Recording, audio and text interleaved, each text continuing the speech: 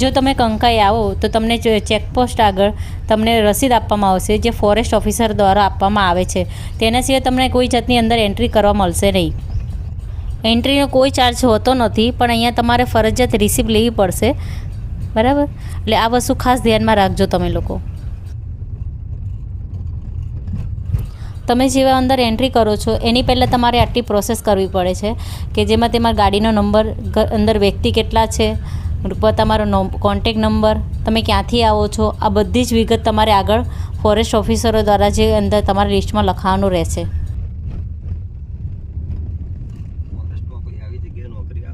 આ સિવાય તમે જ્યારે અંદર એન્ટ્રી કરો છો ત્યારે તમે જે આગળ રસ્તામાં કોઈ જગ્યાએ તમારે સ્ટોપ નથી કરવાનું, કોઈ જગ્યાએ ઊભું નથી રહેવાનું, સીધું તમારે મંદિરે જ જવાનું છે.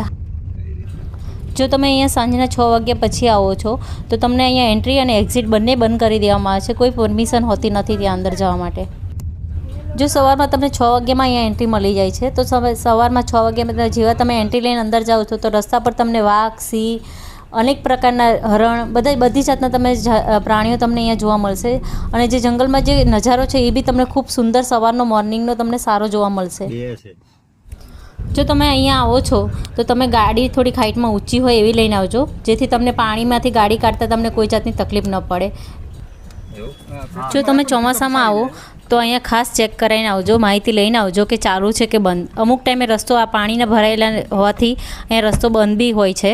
જેમ કે અમે પાણી આટલું બધું હતું જોઈને અમે ગભરાઈ ગયા હતા, પણ એટલું બધું પાણી નહોતું, અમારી ગાડી ઇઝીલી જઈ શકતી હતી. અમને બી એવું થયું હતું કે અમારી ગાડી નહીં જાય, પણ સામે અમે ગાડી જોઈ એટલે પછી અમને બી એવું થયું કે ના જવું જોઈએ, આગળ જવાય એવો રસ્તો છે. બેસી રહ્યા તો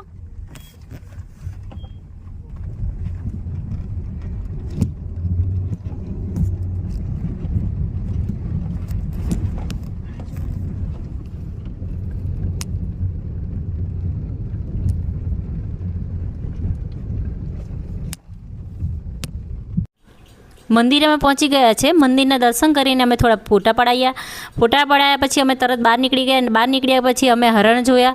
હરણ એટલા મસ્ત સુંદર દેખાતા હતા. અમે ગાડીમાં બેઠા જોયા હતા. પછી ત્યાંથી અમે નીકળવા માટે ધારી જવા માટે રવાના થયા. અમે ધારી પહોંચી ગયા છે. ધારી પહોંચ્યા પછી અમે ખોડિયાર માતાનું મંદિર છે એની સામે એક્ઝેક્ટ તમારે આ ધોધ જોવા મળશે તમને, જે ખૂબ જ સુંદર દેખાય છે. મંદિરના દર્શન કર્યા પછી અમે તરત જ ફોટા બહાર પડાયા છે. બધા ફોટા અમે યાદગીરી એના માટે પડાયા હતા. ત્યાંથી અમે બહાર નીકળ્યા પછી અમને ત્યાંથી ખબર પડી કે સફારી પાર્ક આગળ છે, તો અમે સફારી પાર્ક જોવા માટે અમે અંદર ગયા. થોડા ફોટા બી પડાયા બહાર, અને બહાર ફોટા પડાયા પછી અમે તરત થોડી વાર પછી અમે અંદરનો નજારો જોવા જઈએ છીએ. અમે ટિકિટ લઈને પછી બસમાં બેઠા.